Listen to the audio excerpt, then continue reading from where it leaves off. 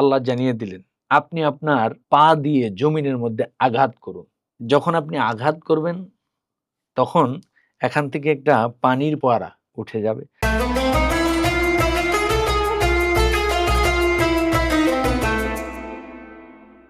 বিসমিল্লাহির রহমানির রহিম। দেশ ও বিদেশের সম্মানিত দর্শক শ্রোতা, আন্তরিক প্রীতি, শুভেচ্ছা এবং মোবারকবাদ জানিয়ে শুরু করছি নবী রাসূলগণের গৌরবদীপ্ত জীবনী মোবারক ভিত্তিক আলোচনা অনুষ্ঠান সিরাজুম মুনিরা। আজ সিরাজুম মুনিরা অনুষ্ঠানের ১১২তম পর্ব। বিজ্ঞ আলোচক, দেশ বরেণ্য আলেমে দ্বীন, কদর রিসার্চ অ্যান্ড পাবলিকেশনসের সম্মানিত গবেষক হযরতুল আল্লাম ইমরান হোসেন মাদারী সাহেব নবী রাসূলগণের গৌরবদীপ্ত জীবনী মোবারক এই অনুষ্ঠানের মাধ্যমে উপস্থাপন করে থাকেন। বর্তমানে তিনি হযরত আইয়ুব আলাইহিস সালামের গৌরবময় জীবনী মোবারক উপস্থাপন করছেন। আজকেও তিনি হযরত আইয়ুব আলাইহিস সালামের গৌরবদীপ্ত জীবনী মোবারকের বিভিন্ন ঘটনা আমাদের সম্মুখে উপস্থাপন করবেন। বিজ্ঞ আলোচককে অফুরান ভালোবাসা জানিয়ে আজকের আলোচনা পর্ব শুরু করছি। সম্মানিত আলোচক, আপনি হযরত আইয়ুব আলাইহিস সালামের গৌরবময় জীবনের বিভিন্ন ঘটনা ইতিমধ্যে আমাদের দর্শক শ্রোতাদের উদ্দেশ্যে আলোচনা করেছেন।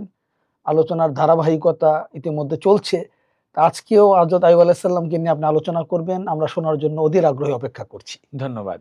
সম্মানিত সঞ্চালক ডক্টর মোহাম্মদ নাসিরউদ্দিন সোহেল। বিসমিল্লাহির রাহমানির রাহিম। নাহমাদুহু ওয়া নুসাল্লি আলা রাসূলিহিল কারীম।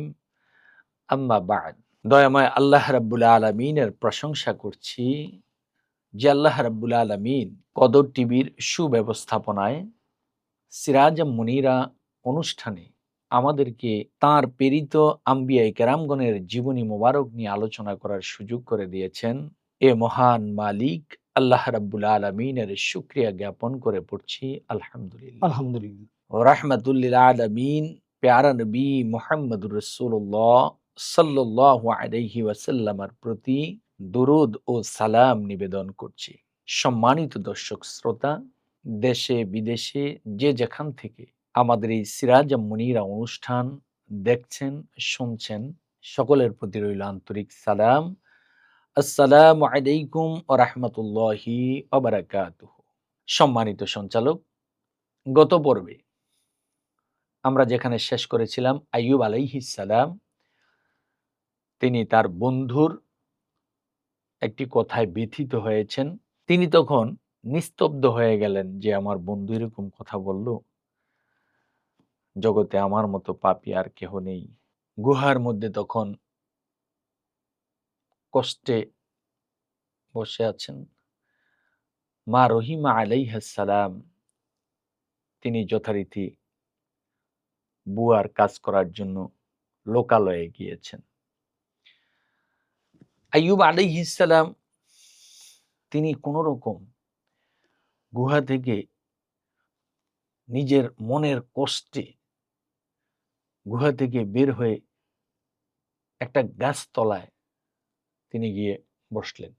মানে মনের শরীরের জোর না থাকলেও মনের দুঃখে, মনের কষ্টে আর গুহার মধ্যে তিনি থাকতে থাকতে পারলেন না। পারতেছিলেন না। একটু অস্থিরতা মনের ভেতর। অস্থিরতা, যে এই ধরনের একটা কথা বন্ধু বলল। মনের কষ্টে তিনি একটা গাছতলায় এসে বসলেন এবং আল্লাহকে লক্ষ্য করে বললেন, ইন্নী মাসানিয়াশ শায়াতানু বিনুসবিন ওয়া আযাব, যে নিশ্চয়ই শয়তান আমাকে যন্ত্রণা এবং আযাবের মধ্যে ফেলেছে। আল্লাহর কাছে এটার একটা ফয়সালা তিনি চাইলেন আরকি। কারণ এতদিন কিন্তু কোনোদিন আইয়ুব আলাইহিস সালামের ১৮ বছরের মধ্যে তিনি সুস্থতার জন্য যে আল্লাহ আমার ভালো করে দাও, আমারে সুস্থ করে দাও, আমার আর সহ্য হচ্ছে না ইত্যাদি, ইত্যাদি এই ধরনের কোন কোনো কথা প্রার্থনা করেননি। বলেন নাই। কারণ তিনি যেহেতু আল্লাহ যেহেতু তাকে আগেই অবগত করেছেন, স্টার্টিং যেটা, যে আইয়ুব তোমার পরীক্ষা নেওয়া হবে। তুমি কি ধৈর্য ধারণ করবা কি করবা না? উনি বলেছেন, আল্লাহ হ্যাঁ, আমি ধৈর্যশীল থাকব। এই ১৮ বৎসরের ভিতরে কোনোদিন তিনি আল্লাহর কাছে বলেন নাই, আল্লাহ আমাকে মাফ করে দেন, আমাকে সুস্থ করে দেন ইত্যাদি, ইত্যাদি। এই ১৮ বৎসর পরে যখন এই কষ্ট পাইলেন বন্ধুর কথায়, তখন তিনি আল্লাহকে এই কথা বললেন যে শয়তান আমাকে যন্ত্রণা এবং আযাবে ফেলেছে। তখন রাব্বুল আলামিন একটা ফয়সালা দিয়ে দিলেন। যেহেতু বন্ধু চাইছে, আল্লাহ জানিয়ে দিলেন, উরকুদ বিরিজলিকা, আপনি আপনার পা দিয়ে জমিনের মধ্যে আঘাত করুন। হাজা মুগতাসালুম বারিদুন ওয়া শারাবুন, যে যখন আপনি আঘাত করবেন তখন এখান থেকে একটা পানির ফোয়ারা। ফোয়ারা উঠে যাবে। আর এটা এখান থেকে আপনি কি করবেন? পানি পান করবেন, গোসল করবেন। তো পান করার ফলে কি হবে? ভিতরের যেই ঘা আছে চামগুলো আছে এগুলো ভালো হয়ে যাবে। আর গোসল করলে পুরা শরীর ভালো হয়ে যাবে। ভালো হয়ে যাবে। আল্লাহ বললেন যে আপনি পা দিয়ে আঘাত করেন এবং যে পানির ফোয়ারাটা উঠবে, এই পানির ফোয়ারা থেকে আপনি পান করুন এবং এটা দিয়ে গোসল করে নিন। একটা ঝর্ণা সৃষ্টি হয়েছে। পানি থেকে একটা জমজম যেরকম একটা কূপ তৈরি হয়েছে, অনুরূপভাবে পানি থেকে হযরত ইসমাইল আলাইহিস সালামের কদম মোবারক পদাঘাতে, ঠিক এই সেখানেও ওনার কদম মোবারকের আঘাতে, আইয়ুব আলাইহিস সালামের কদম মোবারকের আঘাতে পানি সেখানে একটা পানির ফোয়ারা সৃষ্টি হয়েছে। সৃষ্টি হয়েছে। তিনি কি করলেন? এটা আল্লাহর হুকুমে যখন করলেন এবং এখানে একটা ওনার কদম মোবারকের আঘাতে সাথে সাথে এখানে একটা প্রবাহমান ঝর্ণা সৃষ্টি হলো। সৃষ্টি হয়ে গেছে। উনি এটাকে মায়ে শেফা, এই ঝর্ণার নাম হলো মায়ে শেফা, অর্থাৎ রোগ মুক্তি লাভের পানি, শেফা লাভের পানি। সেটা ওমানের সালালা অঞ্চলে এটা রয়েছে, এখনো বিদ্যমান, পানি বের হচ্ছে এখনো বিদ্যমান, এবং মানুষ সেখান থেকে পানি সংগ্রহ করে এবং বিশ্বাসের সাথে এই পানি পান করে। সেখানে উনি গোসল করলেন আর পানি পান করলেন। রাব্বুল আলামিনের ইচ্ছায় তিনি পরিপূর্ণ সুস্থ হয়ে গেলেন, পরিপূর্ণ, এবং জান্নাতি পোশাকে তিনি সুসজ্জিত হয়ে গেলেন। সাথে সাথে তার যৌবনকালের যে বয়স সেটা ফিরে পেলেন। এই বয়স তিনি ফিরে পেলেন। এখন তিনি যে এই বয়সের আইয়ুব, এটা চিনাটাও মুশকিল। আর কোনো মানুষ নাই, জনগণ নাই। তিনি তখন একটা গাছতলায় বসে আছেন। তিনি চিন্তা করলেন যে আল্লাহ আমাকে এত সুস্থ করে দিলেন। নিজের দিকে তাকাইয়া তিনি আল্লাহর প্রশংসা, যে আল্লাহ আপনি তো আমাকে দয়া করেছেন, আমি পরিপূর্ণ সুস্থ, ইত্যাদি। মা রহিমা আলাইহাস সালাম, তিনি যথারীতি সেই কাজকর্ম সেরে যখন গুহায় ফিরে আসলেন, গুহার মধ্যে দেখেন যে হায় হায় তার স্বামী নেই। তিনি ছটপট শুরু করে দিলেন, না জানি আমার স্বামীকে কোনো প্রাণী, চতুষ্পদ জন্তু না খেয়ে ফেলেছে। কারণ এই অসুস্থ মানুষ যাবে কোথায়? সে তো আমাকে ধরে উঠে এবং আমি তাকে, আমাকে ধরে ধরে হাঁটে বা আমাকে ধরে, আজকে তো সে এখানে নেই।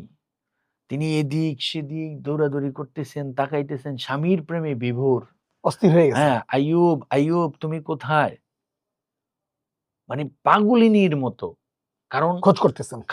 কারণ তিনার তো প্রাণের স্বামী, যেখানে সবাই ত্যাগ করেছে, তিনি তার জীবনটাকে এই স্বামীর জন্য উৎসর্গ করেছেন। কারণ আপনার কাছ থেকে শুনেছি যে হযরত আইয়ুব আলাইহিস সালামের 3 স্ত্রী তাকে ছেড়ে নিয়েছে, চলে গেছে। তিনি তার, এবং আইয়ুব আলাইহিস সালাম বলেছিলেন, রহিমা তুমিও চলে যাও। তিনি বলেছেন, স্বামী, আমার মানব জনম, নারী জনম সার্থক হবে যদি আপনি স্বামীর সেবা করে আমি নিজেকে উজাড় করে দিতে পারি, নিঃশেষ করে দিতে পারি, কারণ আপনি একজন আল্লাহর পয়গম্বর। মানুষ আইয়ুব আলাইহিস সালামের দেহ থেকে দুর্গন্ধ পাইত, আর মা রহিমা আইয়ুব আলাইহিস সালামের দেহ জড়াইয়া ধরতেন, ফায়েজের গ্রাণ, প্রেমের ফায়েজের সুগ্রাণ পাইতেন। এই প্রেমের মানে স্বর্গীয় প্রেম। আজকে এই স্বামী যেহেতু গুহায় নাই, তিনি তো পাগলের মতো, যে আমার স্বামী, তিনিই তো আমার অবলম্বন, তার জন্যই তো আমার বেঁচে থাকা। আজকে তিনি কোথায় আছেন? দৌড়াইতেছেন, এদিক সেদিক তাকাইতেছেন, খুঁজে পাচ্ছেন না। হযরত আইয়ুব আলাইহিস সালাম তিনি সেখানে বসে দৃশ্যটা দেখতেছেন, বিবি রহিমা কি করতেছে। স্ত্রীর প্রেমের নিদর্শন তিনি দেখে মুস্কি মুস্কি হাসছেন।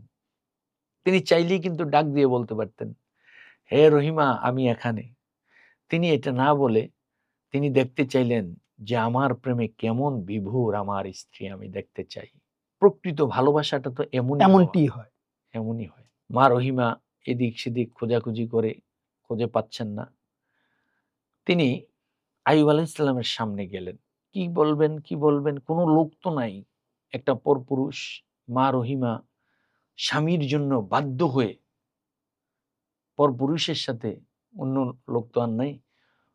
নিজেকে মনে করলো যে একটা পরপুরুষের মতোই, আমার স্বামী তো না, কিভাবে জিজ্ঞাসা করি?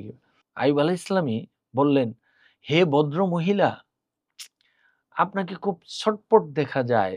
কি সমস্যা হয়েছে আপনার?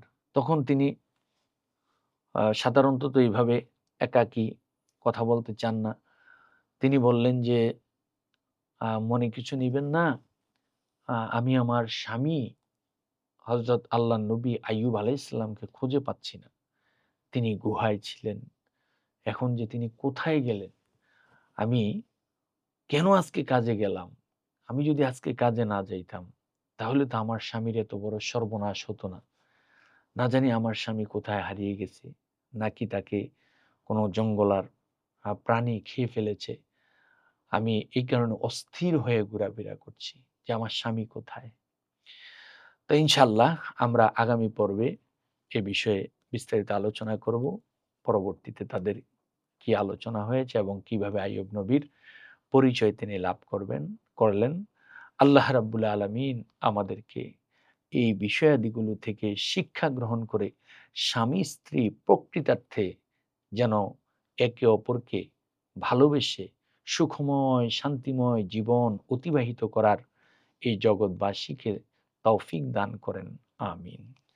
ধন্যবাদ বিজ্ঞ আলোচক হযরতুল আল্লাম ইমরান হোসাইন মাজারি সাহেব। দেশ বিদেশের সম্মানিত দর্শক শ্রোতা, আমাদের বিজ্ঞ আলোচক হযরতুল আল্লাম ইমরান হোসাইন মাজারি সাহেব আজকের আলোচনায় হযরত আইয়ুব আলাইহিস সালাম দীর্ঘ 18 বছর রোগ ভোগ করার পর কিভাবে তিনি সুস্থ হলেন সেই বিষয়টি অত্যন্ত সুন্দরভাবে উপস্থাপন করেছেন। আমরা আলোচনার শেষ পর্যায়ে এসে উপনীত হয়েছি। আগামী পর্ব দেখার আমন্ত্রণ জানিয়ে আমি বিদায় নিচ্ছি। খোদা হাফেজ।